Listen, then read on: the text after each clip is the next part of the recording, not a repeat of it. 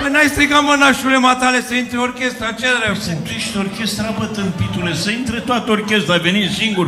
Păi intrați toți odată, bă, când stric. Cine? Orchestra, băi! Păi am gata. Păi băieții aici, vine toți acum. Maestre, de la protecție și pază, te rog, dă-le câte un pumn în gură și trimite-i încoace. Nu, bă, nașule, că e toți aici, dar vin pe rând, că vorbit cu ei. Păi unde? Ăla cu contrabasul a venit? A venit, e aceeași. Unde? S-a împrietenit cu bucătăreasa și a zis că se duce la împinge tava cu ea. Că ea îi dă fasolea și el vine cu cârnatul, că i-a zis asta, vine acum. Și stă băiatul aceea, e proptit în cârnat, stă să-i vină rândul. Și ăla trompetistul unde? Îi face la o doamnă, că îi veni rău când cântară băieții ăștia, manele, îi veni rău și nu mai avea aer și îi suflă în vuvuzelă un pic, îi se înfundase și îi suflă puțin. Că vine... Bă, poți să o termin cu Caterinca asta? Ai venit să ne iei la mișto aici? Nu, mă, nașule, să moară... Eu vorbesc serios, bă. Păi și ce mănâncă? Că ce dracu eu ce am? De ce? Am față de manglitor, ce dracu? Am vorbit la oameni ăștia, folclor adevărat, nu... Păi folclor, păi ce dracu facem aici? Dar vine, că e toți aici. Mâine sunt. Până la ce oră ține aici? Vin cu ai luguță, că și aia vin tot pe rând. Până să adună. Până trece la bancomate, că ei au treabă, mai au... Gogul, hai să ne controlăm puțin, te rog. M-am controlat de dimineață, nașule, mi-a zis că n-am nimic.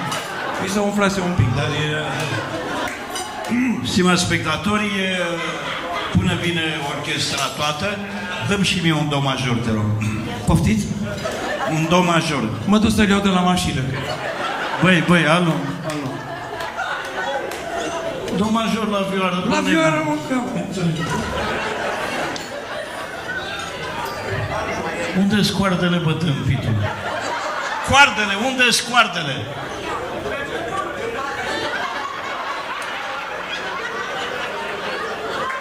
Păi nu ți-am zis că dacă nu le plătim pleacă, n-au... Ne-ai zis, mata, că le dăm când ne intră banii. Nu mai stat. Coardele de la vioară. Coardele de la vioară? E mașină, dar e rupte, ce vrei? Erau... Și la ce cântă? La ce atâta? Eu știu, dar...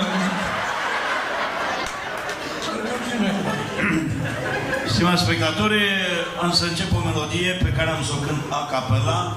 Aveți și mormântarea astă seară, nu mi-ai zis. Că am trombonul. A capella este un fel de a cânta fără acompaniament orchestral. Am înțeles, nașule, iartă-mă, nu înțeles ideea. O melodie pe care am cules-o de curând pentru dumneavoastră. Auzi, mă, nașule? Da. Dar, matale, ești guristul astă seara și că nu știu... Ce sunt eu, mă? Guristul. Solist, ce ești? Solist, mă, mai aveai puțin și spuneai... Nu, gurist. De gurist, nașule, că nu știam cine dă cu gura, că eu mă speriei.